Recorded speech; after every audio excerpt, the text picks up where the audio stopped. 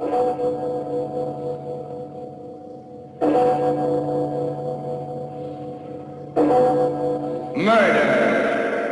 at midnight. So lovely. Everything about you. Your eyes, your lips, your lovely white throat. I can feel it pulsing under my hands, throbbing. Don't, Frank, you're hurting me. You're choking me. No! Midnight, the witching hour when the night is darkest, our fears the strongest, and our strength at its lowest ebb. Midnight, when the graves gape open and death strikes. How? You'll learn the answer in just a minute in Till Death Do Us Part.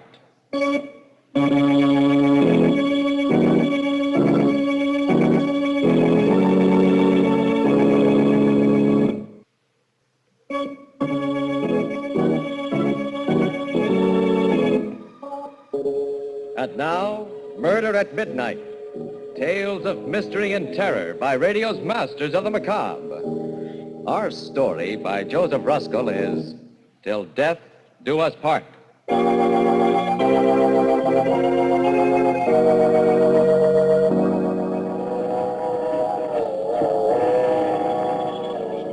never saw a man who looked with such a wistful eye upon that little tent of blue which prisoners call the sky. Ruth, I want to tell you something. Put down that book and listen. I love you.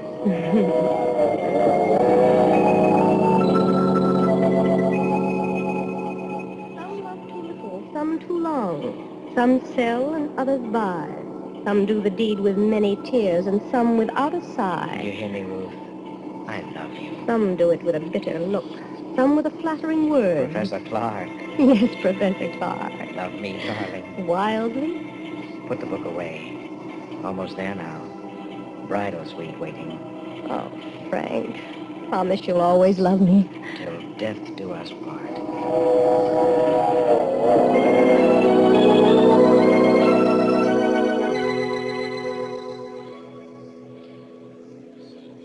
Another glass, darling. Come on. It's sweet to dance to violins when love and life are fair. To dance to flutes, to dance to lutes is delicate and rare. But it is not so sweet with nimble feet to... To dance upon the air. Frank, Darling. you've hardly kissed me. Why are you looking at me like that? You're so lovely. Come over here to the couch. A shy bridegroom in this day and age? Darling, why are you acting so strangely? Well, if the mountain won't come to Mohammed... Come here, my lord and master. Kiss me. Oh, Ruth, I love you so much. Darling, why do you keep staring at me like that? Frank! Ruth, no. Darling, what's the matter? I don't know. Please, Frank, after all... No, don't come near me. Don't touch me. Ruth, something terrible is happening to me. It's a feeling... It's too dreadful to believe. What is it? When I take you in my arms, when I kiss you, I love you and I want you so that I feel a hideous urge to... To what, darling? Strangle you to death.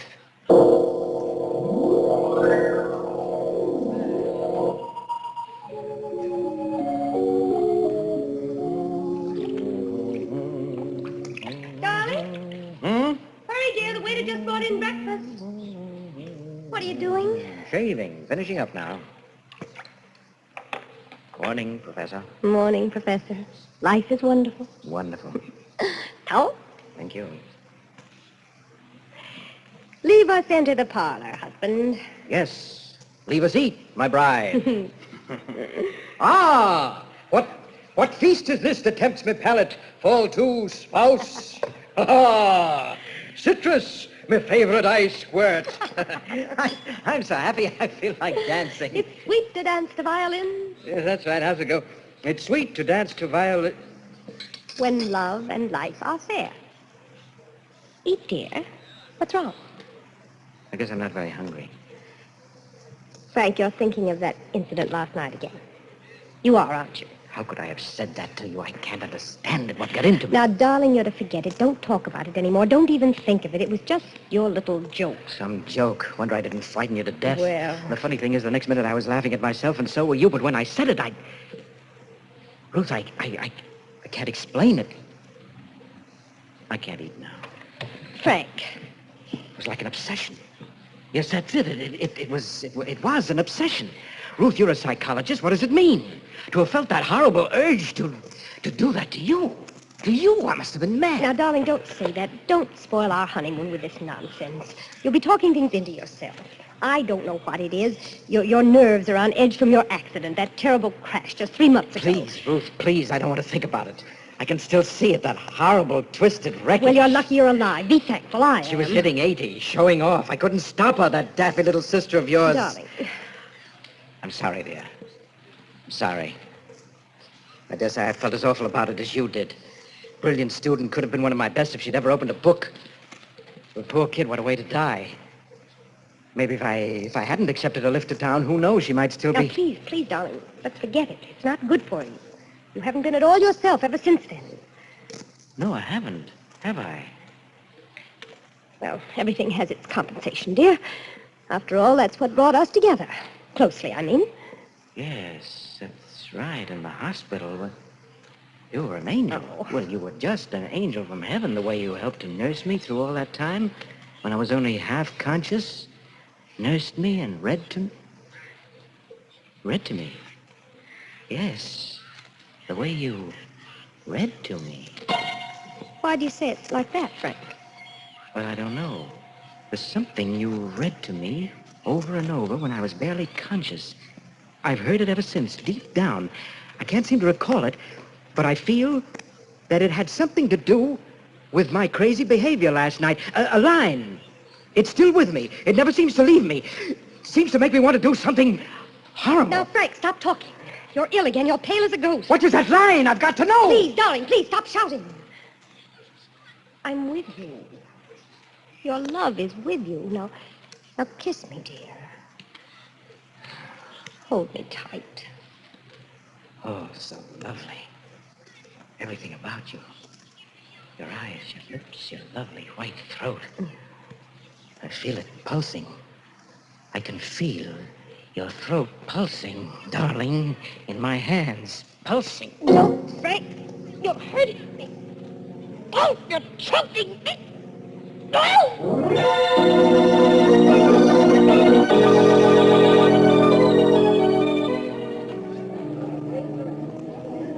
Yes, sir?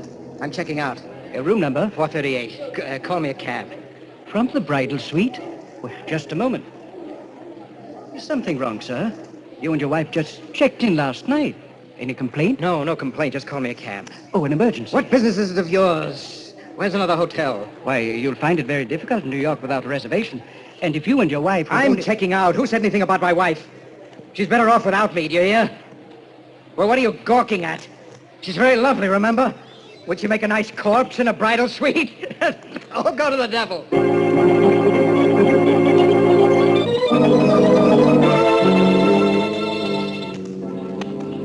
Where to now, mister? Where now? Just shake off that other cab. I did. 3 hours ago. I told you 10 times. What now? Just drive around the park. We've been around and around and around. How long can this go on? That line. What was that line? What was it? Huh? What was that line? Look, pal, we going over that again, too. What line? You want the 7th Avenue line? If I'm not talking out of turn, Bud, you must have lifted quite a few today. Get me to a hotel. We tried a dozen. Remember, they're full up. Hey, just who are you, mister? What's your racket? What's that to you? Okay, I just asked. I was a teacher, cabby, in a woman's college. But that's only a blind. My name is Jack the Ripper, see? But some people just call me Bluebeard. Bluebeard? Huh? This is the end of my line, chum. Pay up and get out. No, I won't. You can't make me get out. You can't. I can't, huh? No, because if I do get out, I may go back. And if I go back, don't you understand? I'll kill her.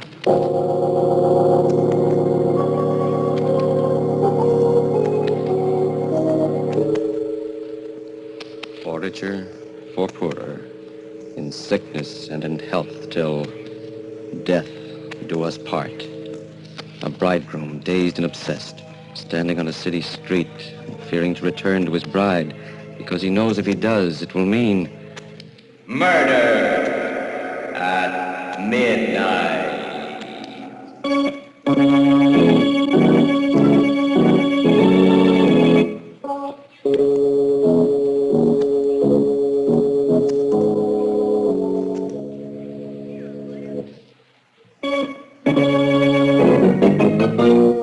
And now, back to Murder at Midnight and Till Death Do Us Part.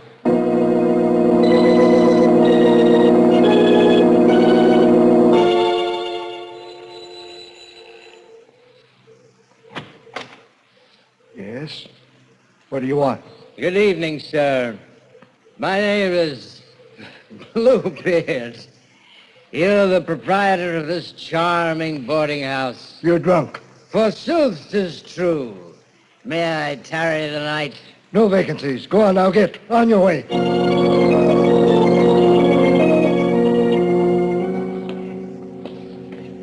Where's his room?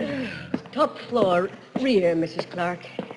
He came in about an hour ago, drunk as you please, and he asked for a single. I'm not one to rent to drunks, mind you, but I can see he's real educated. And a gentleman, though a queer one, if you ask me, with his eyes all bloodshot. Well, here it is. Did he say when he'll be back? He said he was going for his bags. I'll just wait in his room if you don't mind. It's all right. I'm his wife, I tell you. Well, I don't know. Something mighty fishy about all this. Well, excuse me, there's the hall phone. If it's not one thing, it's another. All right, all right. Hello? Yes? Who? Who? Oh, just a minute. It's him, ma'am. He wants to talk to the lady who just came in. Let me speak to him. Hello, Frank. I saw you go in. What are you doing in my house? Darling, it's so good to hear your voice again. I was so worried. Answer me. What are you doing there? How did you know where to find me? I've been following you everywhere. I don't want you to leave me, darling. I love you. Get out of there. Stop haunting me. I'm no good for you. Haven't you had enough? Go away. I won't. You need me. I'm your wife. Come back to me, Frank. Come back. How can you still want me? What are you inviting? Why don't you take a train home? Do you want to die? You know I'll kill you the next time we're alone. You know I've gone mad. Now, don't say that. You're just ill, and I'll nurse you back to health. Oh, Frank, this is your wife talking. What sort of spineless thing do you suppose you've married? What would you have me do? Run to the police and ask them to protect me from my husband? Run to the police and cry that the man I love wants to kill me? Run to the police and tell them... Police? That's right. Of course. Why didn't I think of that before? No, Frank! Frank! Frank, what are you going to do?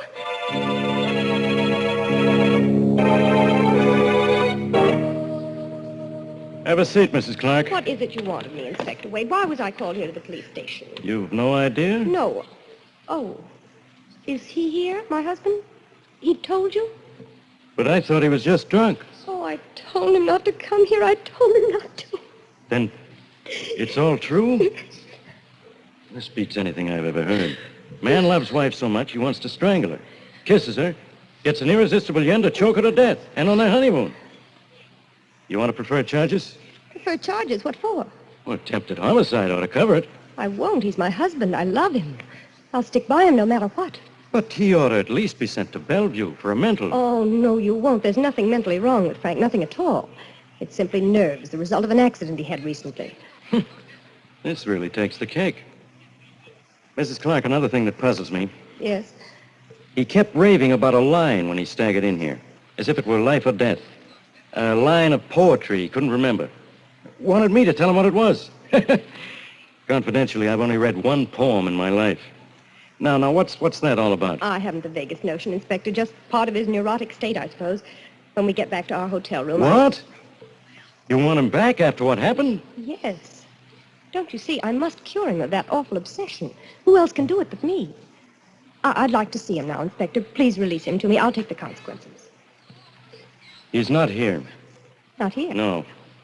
We held him overnight just to let him sober up like we would any other drunk. Thought it was just all boozy eyewash. Well, this morning he seemed a new man and laughed it all off. So we released him. Just a few minutes ago. Oh, wonderful. But then I had a hunch I ought to warn you anyway. Just a hunch. Warn me? Yeah. He said he was going to call on you tonight at the hotel for a little reunion. Oh, how marvelous. Maybe he's all cured. I don't know. I didn't like the way he smiled when he said it.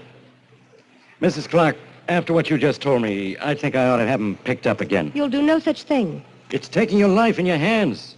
I think he's got wheels in his head. I don't care. I love him. You die just as dead when you're in love. I'm not afraid. I'll never leave him. Certainly not now when he needs me more than ever. Is that all, Inspector? Okay, lady. You're 14 carat. He sure doesn't deserve a wife like you. And don't say I didn't warn you. It's your funeral. Thank you, Inspector.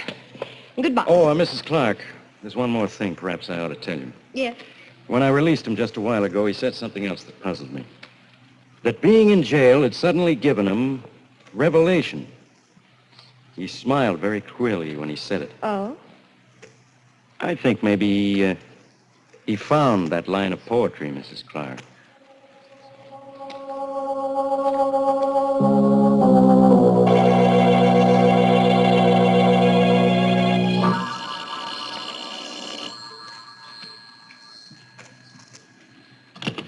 Hello?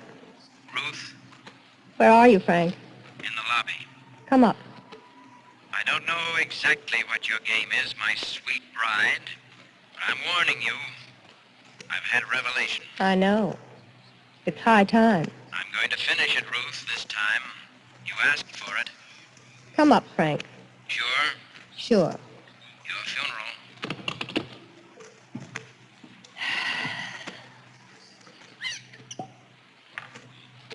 The coward does it with a kiss.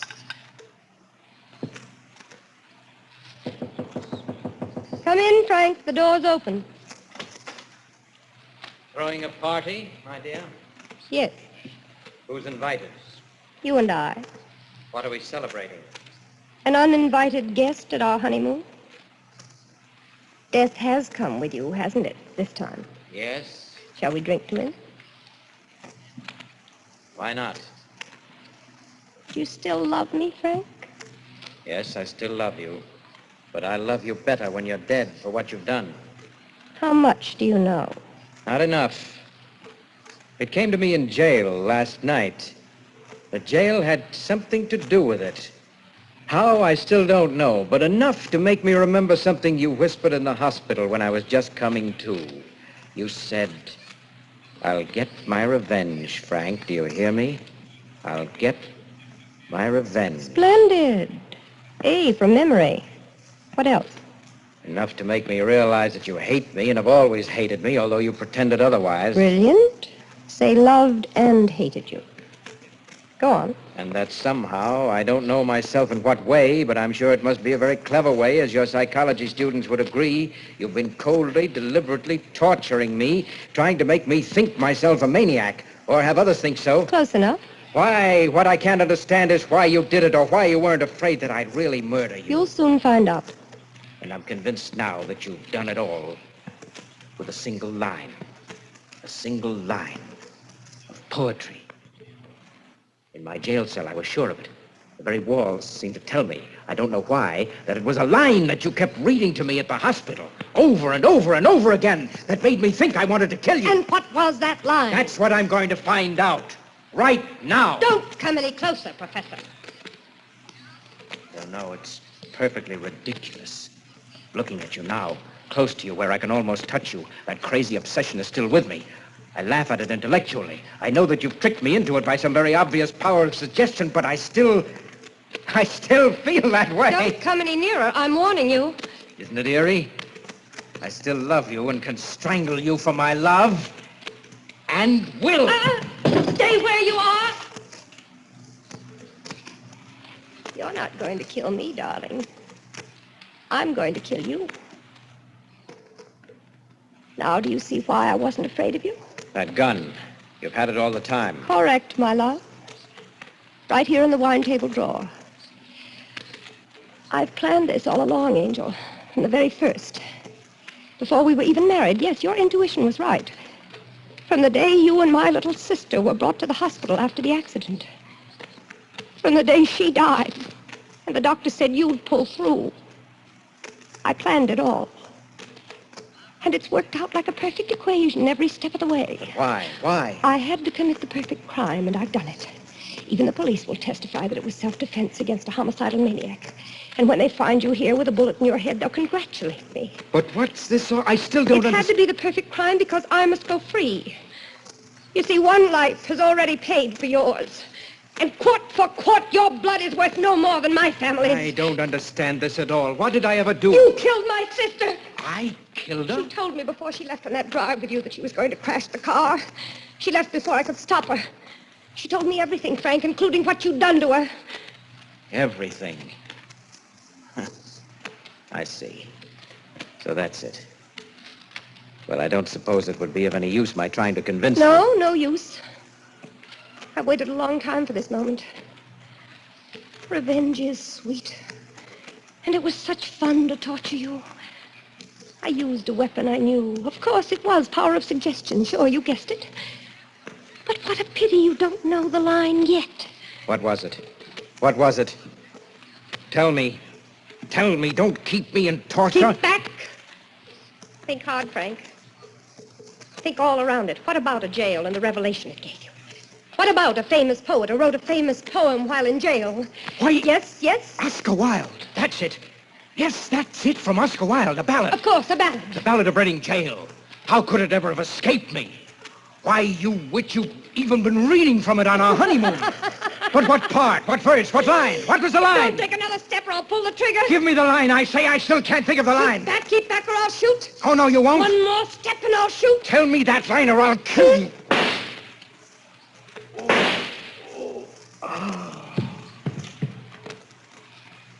All men kill the thing they love. Remember, Frank? How's the next line go, Mrs. Clark? By all, let this be heard? So I heard. Too bad I was a little late. Inspector Wade. You know, ma'am, like I said, I only read one poem in my whole life. But ain't it the darndest thing? It happened to be the Ballad of Reading Jail.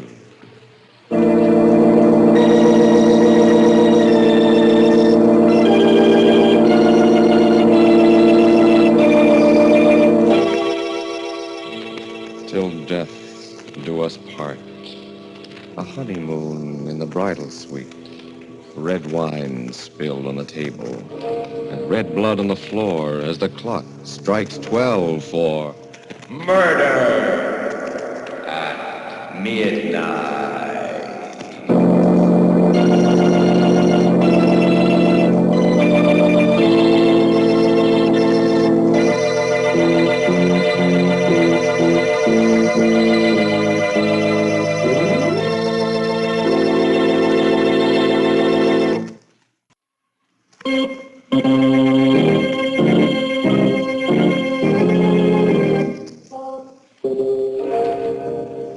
Remember to be with us again when death's key turns in the lock and the clocks strike 12 for murder at midnight. The part of Professor Ruth Clark was played by Elspeth Erich. Professor Frank Clark by Eric Dressler. With music by Charles Paul, Murder at Midnight was directed by Anton M. Leader.